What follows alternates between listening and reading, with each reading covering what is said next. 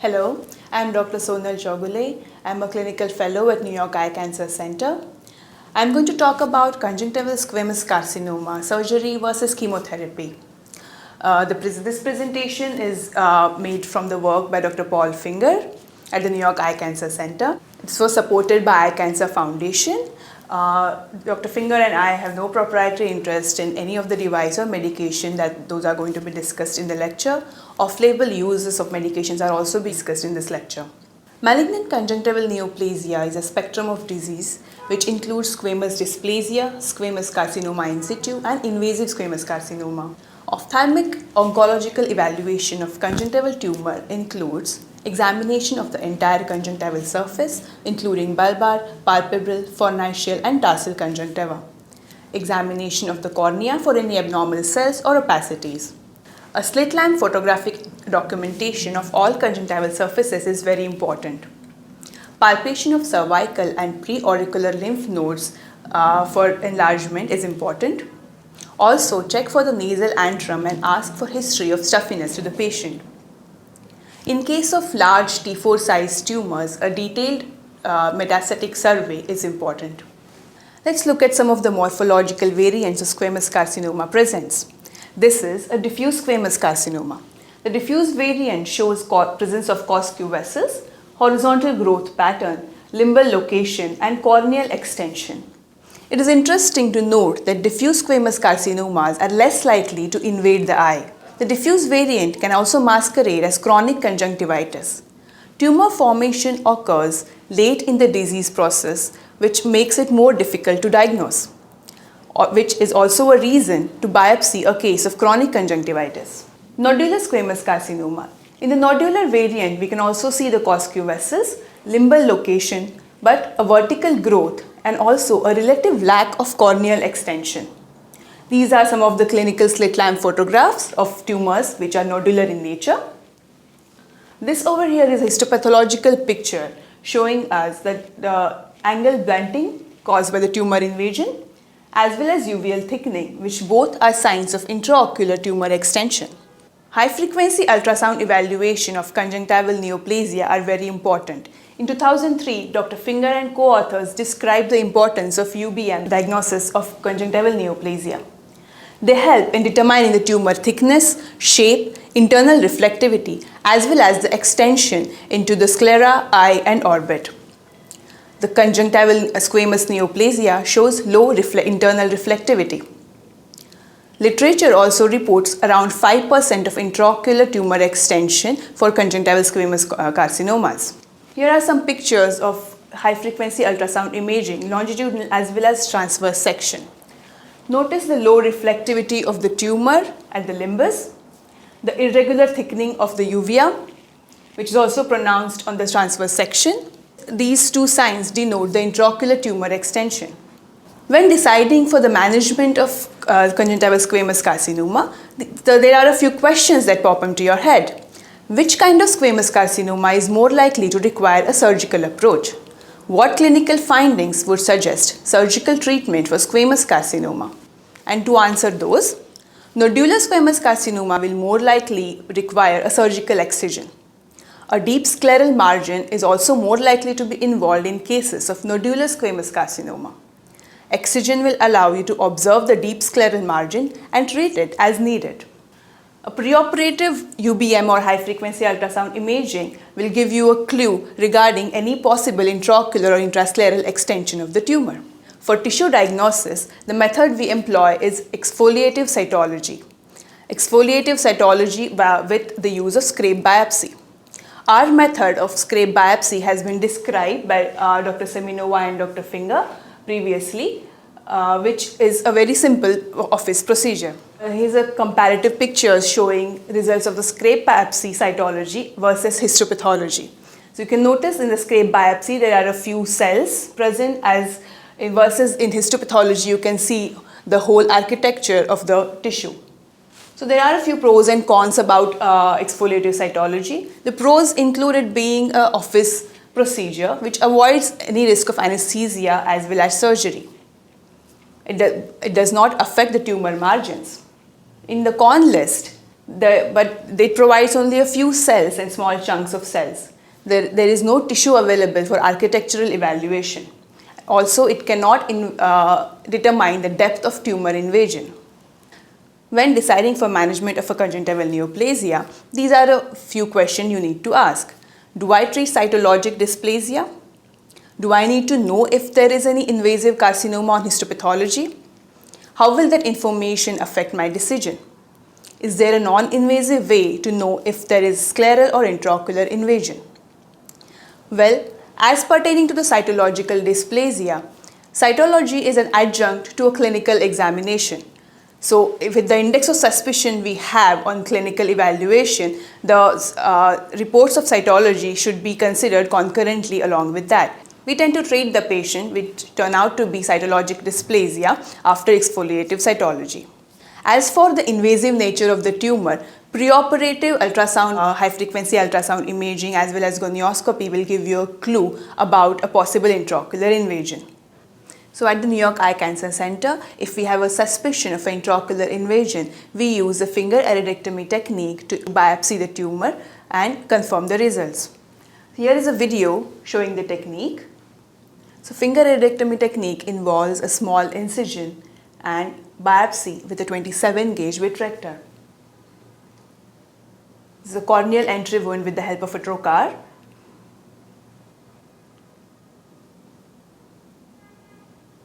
The anterior chamber is then filled with a viscoelastic substance to maintain the anterior chamber depth and keep the iris away from the instrument.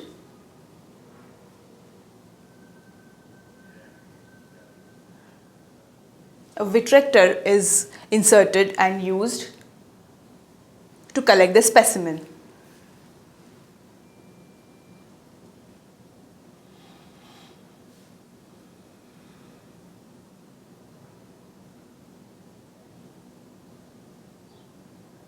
This is a minimally invasive technique utilizing a very small incision.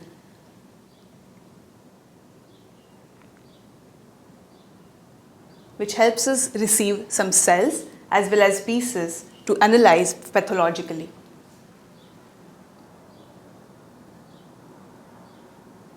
The specimen is then decanted in a 3 cc syringe and the fresh specimen is then sent to pathology for evaluation. The rest of the procedure involves washing out of the viscoelastic substance and formation of anterior chamber with the help of saline. In cases of massive variant of squamous carcinoma, as the one seen over here, extensive involvement along with orbital extension, a complete surgical excision in the form of exenteration with the post-surgical radiation typically offers best chance of survival, provided the patient has no metastasis. So what is the role for surgery in cases of squamous carcinoma? So the indications include biopsy for the tissue, invasive or for atypical tumors, invasive epibulbar tumors to treat the sclera or rarely the uvea, typically excision with cryotherapy.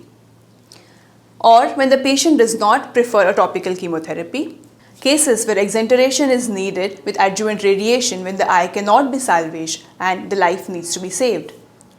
With regards to cryotherapy, this is a specialized fingertip cryotherapy probe. Dr. Finger has invented the cryotherapy probe with the special characteristic of the head being in larger dimension to cover the entire surface area involving the tumor on the conjunctival as well as corneal surface.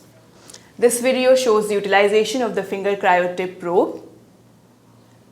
Notice the large area of the tumor being freezed.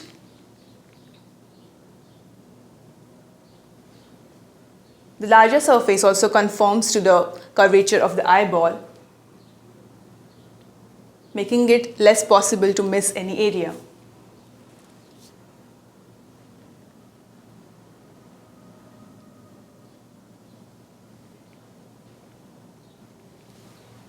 Apart from the tumor surface, additional cryotherapy can be provided to the excised conjunctival margins after the tumor excision. So the old surgical paradigm, so in the past, when encountered with a small unifocal AJCC T1 lesion, the surgical paradigm was to excise the entire lesion plus a 2 mm margin. along with cryotherapy to episclera and additional 2 to 3 mm of conjunctival margins. The cryodestruction or topical chemotherapy was used for unresectable involved conjunctiva.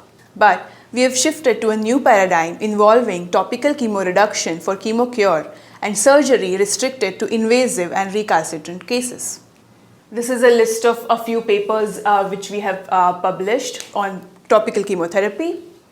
Dr. Finger described the use of topical chemotherapy for conjunctival melanoma for the first time in 1993, followed by many more research papers involving topical mitomycin, topical interferon therapy for melanoma as well as conjunctival squamous carcinoma.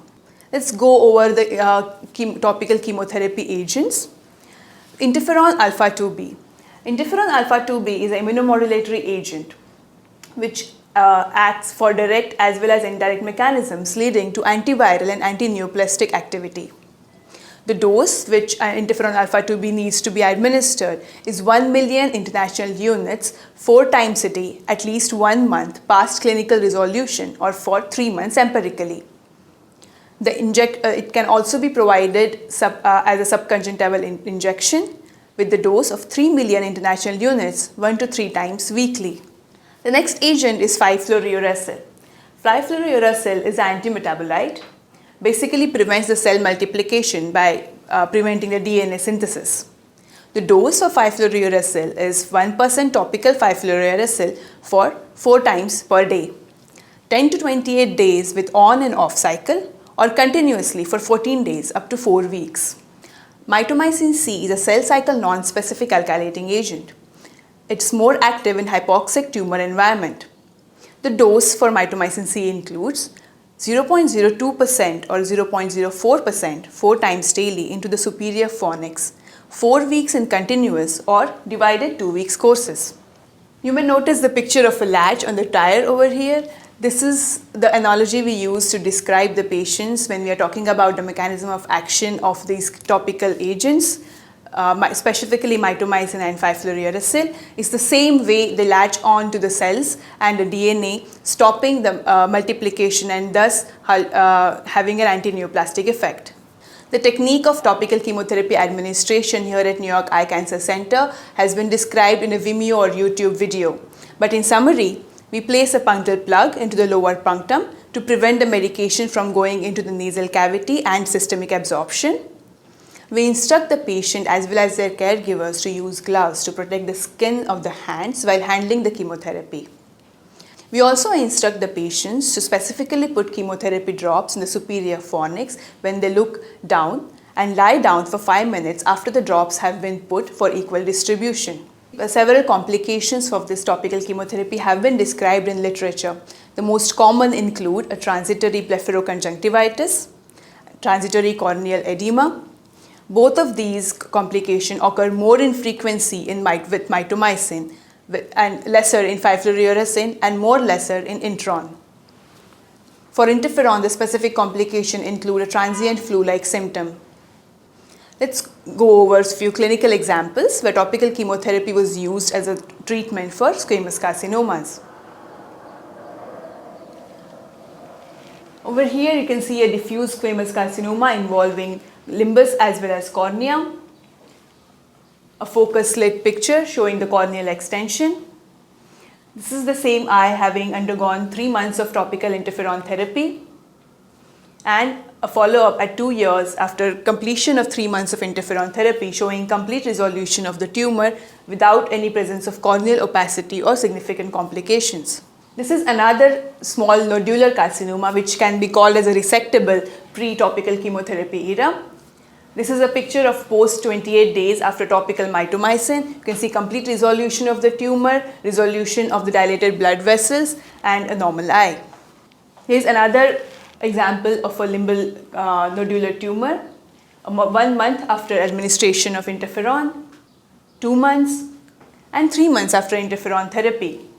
The patient maintains a 20/25 visual acuity after 7 months after the treatment without any recurrence or without any evidence of corneal opacity. Some tumors do not respond to one form of topical chemotherapy, but they do respond to another. For example, this one. This tumor received 5 weeks of interferon chemotherapy, which showed a partial resolution but not a complete regression, but showed a complete regression after another 4 weeks of 5-fluorouracil. For another example, this is a tumor which received 1 month of interferon, showed a very partial regression after the treatment, but after another 2 weeks of mitomycin therapy, the tumor showed complete resolution, which highlights the importance of sometimes using multiple chemotherapy agents one after the other for achieving complete regression. Large conjunctival squamous carcinomas can also be tackled with topical chemotherapy alone. This is an example of a patient who received 3 types of chemotherapeutic agents. This is his picture when he presented, failed with treatment of mitomycin. We did a high frequency ultrasound imaging to rule out an intraocular invasion, which he didn't have.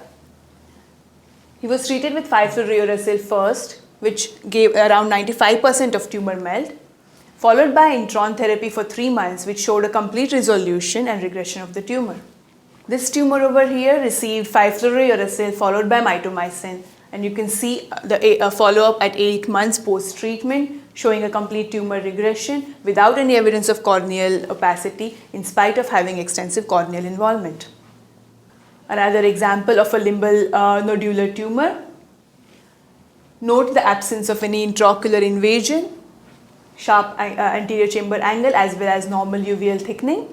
This patient received intron followed by 5-fluorouracil, and this is a 3 months follow-up showing a complete tumor regression. This was a predominantly corneal squamous carcinoma which we treated with topical interferon therapy for 3 months, and which the complete tumor regression is visible. This is an example of a tumor which regressed partially after 6 weeks therapy of interferon. After a treatment with 5-fluorouracil, it showed a complete regression. This is a picture at 2 years of post-treatment showing no recurrence and a complete regression of the tumor. This is a large T3 squamous carcinoma which was treated with interferon alone for 6 months, which was followed by complete tumor regression. And here is his post-treatment picture at a follow-up of 2 years. Notice the absence of any pannus, symblepharon or conjunctival scarring which would have been there if the patient would have been treated by surgery. So at the New York Eye Cancer Center, topical chemotherapy has become our first line of curative treatment for almost all ocular surface squamous carcinomas. Evolving indications for topical chemotherapy are less directed by parameters including tumor size. It also shows a lower rate of complications, lower rate of incidence of symblepharon, pannus formation, corneal scarring as well as conjunctival scarring. Very large ocular surface squamous carcinomas can also be treated with chemotherapy alone. I am Dr. Sonal Chaugule. Thank you so much for watching this lecture. I hope you found this information useful. If you have any questions or comments, you can visit our website at eyecancercure.com or give us a call. Thank you.